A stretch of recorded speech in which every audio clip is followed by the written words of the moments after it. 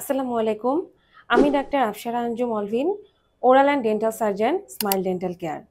আপনি কি মনে করেন যে অতিরিক্ত জোরে দাঁত ব্রাশ করলে দাঁত বেশি পরিষ্কার হয়? তাহলে আপনি আপনার দাঁত ও মাড়ির মারাত্মক ক্ষতি করছেন। দাঁতের যত্নের দিকে খেয়াল রেখে আমরা অনেকেই মনে করি যে অতিরিক্ত জোরে দাঁত ব্রাশ করলে দাঁত বেশি পরিষ্কার হয়, কিন্তু আসলে এই ধারণা সম্পূর্ণ ভুল।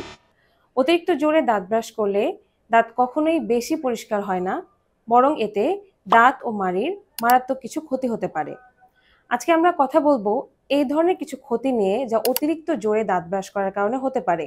অতিরিক্ত জোরে দাঁত ব্রাশ করার কারণে দাঁতের উপরে শক্ত এনামেল স্তর ক্ষয় হয়ে যায়।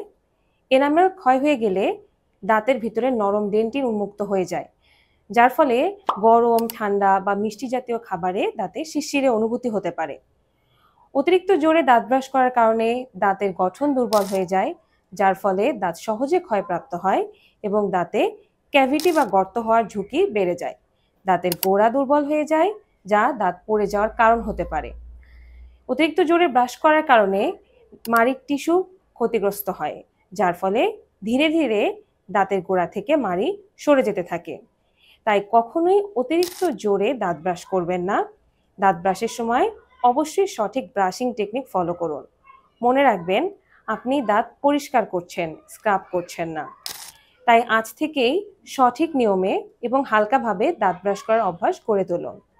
প্রয়োজনে আমাদের কাছে এসে শিখে নিন সঠিক ব্রাশিং টেকনিক। আজ এ পর্যন্তই। ভালো থাকবেন, সুস্থ থাকবেন। আল্লাহ হাফেজ।